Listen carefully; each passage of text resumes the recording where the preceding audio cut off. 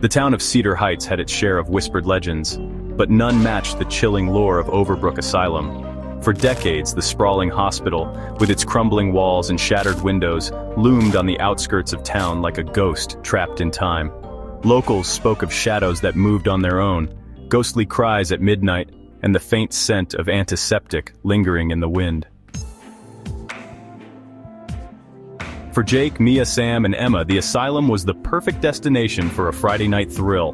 Armed with flashlights, a camera, and a sense of reckless curiosity, the four friends planned their entry into the forbidden grounds.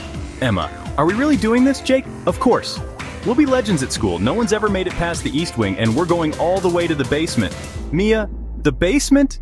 You mean the morgue?" Jake: "Exactly." As they slipped through a rusted hole in the fence, the asylum seemed to exhale, as though acknowledging their presence. Inside, the air was thick with decay and something else, an unsettling stillness.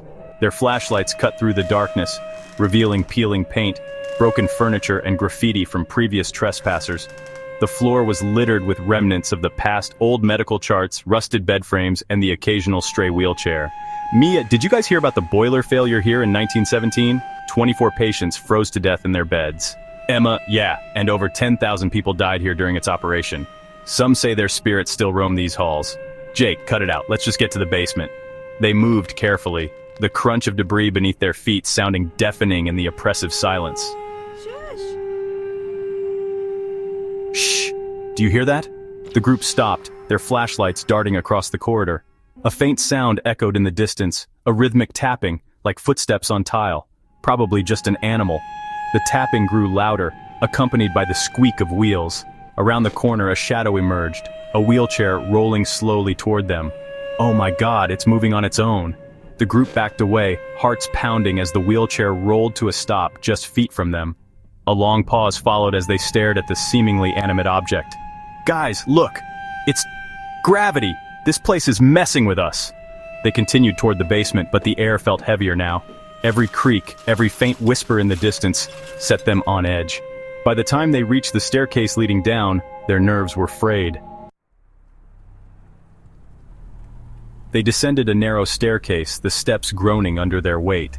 At the bottom, a heavy metal door stood ajar, leading into the morgue.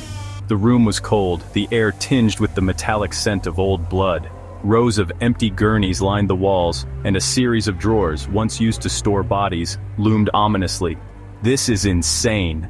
Suddenly, a loud clang echoed through the room as one of the drawers slid open on its own. The friends froze, their eyes locked on the dark opening. A faint whisper emanated from within, growing louder and more distinct. "Get out." Panic set in. They turned to flee, but the door they had entered through was now closed, a rusty chain securing it shut. "How is this possible? We have to find another way out.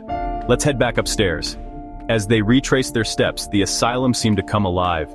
Distant footsteps echoed through the halls, and the faint sound of a woman humming a lullaby drifted through the air. This place is haunted.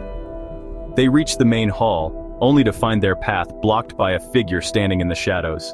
As their flashlights illuminated the form, they saw it was a nurse.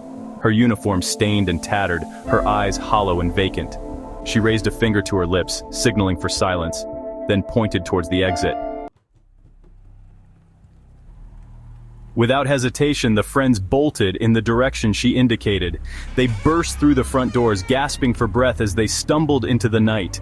Behind them, the asylum stood silent and foreboding, its dark windows like eyes watching their every move.